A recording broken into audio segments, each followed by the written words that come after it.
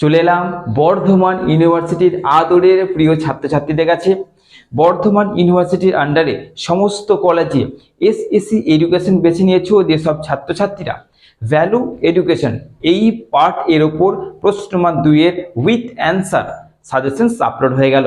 তোমরা যেটা করবে দেখো, তোমরা বেশিরভাগটা লক্ষ্য করবে উইথ অ্যান্সার 2 মার্কসের কোশ্চেন্স বা সাজেশনস খুব কম আপলোড হয়। আমি তোমাদের প্রত্যেকটা বিষয়ের ওপর 2 মার্কসের কিন্তু উইথ অ্যান্সার আপলোড করছি। তো যেহেতু খুব কম আপলোড হয় তাই এই ভিডিওগুলোকে বলেছি শেয়ার করতে, কারণ আমার শেয়ার করতে বলার পেছনে কারণ থাকে। কটা কোশ্চেন দিয়েছি? মাত্র 22টা প্রশ্ন। এই 22টা প্রশ্ন করলে এই বিষয়ের যে শর্ট কোশ্চেন্সে থাকবে সব কমন চলে আসবে। তো চলো দেখে নিই, আর যত পারো ভিডিওটা শেয়ার করে দাও। ভালো থেকো, সুস্থ থেকো, দেখে নাও পিডিএফটা। আমার আদরের স্নেহের ছাত্রছাত্রীদের নিয়ে তোমাদের এই যে এডুকেশন সাবজেক্টটার এসইসি অর্থাৎ ভ্যালু এডুকেশন এর 2 মার্কসের মাত্র 22টা কোশ্চেন দিয়েছি।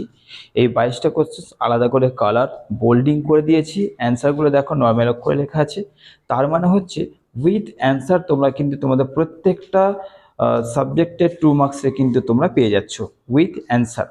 তো এইটাই হচ্ছে সব থেকে সুবিধা, কারণ এখনকার সময় হিসেবে হাতে যেহেতু সময় কম, সেই হিসেবে স্টুডেন্টসরা কোথা থেকে অ্যান্সার খুঁজবে, এটা একটা স্বাভাবিক ব্যাপার। তো সেই হিসেবে আমি কিন্তু তোমাদের উইথ অ্যান্সার এই 2 মার্কসের সাজেশনস তোমাদের প্রোভাইড করছি।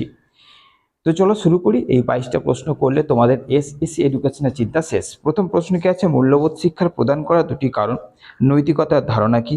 বিদ্যালয়ের শিক্ষার্থীদের ক্ষেত্রে মূল্যবোধ শিক্ষা প্রদানের যে কোনো দুটি পদ্ধতি আলোচনা করো। বিশ্ব মানবাধিকার ঘোষণা কোন সালে হয়েছিল? কে ঘোষণা করেছিল? শান্তির একটি উপযুক্ত সংজ্ঞা দাও। শ্রেণীকক্ষে প্রয়োজনীয় দুটি মূল্যবোধের নাম লেখো। শিশুদের মূল্যবোধ সঞ্চয়ের জন্য সহায়তা করে পিতামাতার দ্বারা ব্যবহৃত দুটি পদ্ধতি উল্লেখ করো। মূল্যবোধ বলতে কি বোঝো? শান্তি শিক্ষার লক্ষ্যগুলি কি? মানবাধিকার শিক্ষা বলতে কি বোঝো? মূল্যবোধের বৈশিষ্ট্য লেখো। মূল্যবোধের শ্রেণীবিভাগ করো। পঞ্চশীল নীতি কি? শিক্ষার মাধ্যমে শান্তি স্থাপনে যে কোনো দুটি বিষয়ের উপর গুরুত্ব দেওয়া হচ্ছে সেটা লেখো। অশান্তির ক্ষেত্রে গণমাধ্যমের ভূমিকা কি? প্রতিষ্ঠানগত অশান্তি কি? নৈতিক বিকাশ কি? মূল্যবোধের সংকট বলতে কি বোঝো? মূল্যবোধের বিকাশে বাবা মায়ের ভূমিকা কি? মূল্যবোধের বিকাশে শিক্ষকের ভূমিকা কি? নৈতিক বিকাশের 3টি মূল উপাদান কি কি? ব্যাপক অর্থে মূল্য কি? ব্যাস, মাত্র এই 22টা প্রশ্ন করো। এই কটা করলে তোমাদের হয়ে যাচ্ছে। উইথ অ্যান্সার কিন্তু তোমাদের পরিষ্কার করে দিয়ে দিয়েছি। হ্যাঁ, এইটুকুই বলবো, এই কোশ্চেন্স অর্থাৎ এই সাজেশনসটা কিন্তু তোমরা কি করবে? শেয়ার করো। কেন শেয়ার করবে সেটা তোমরা বুঝতেই পারছো।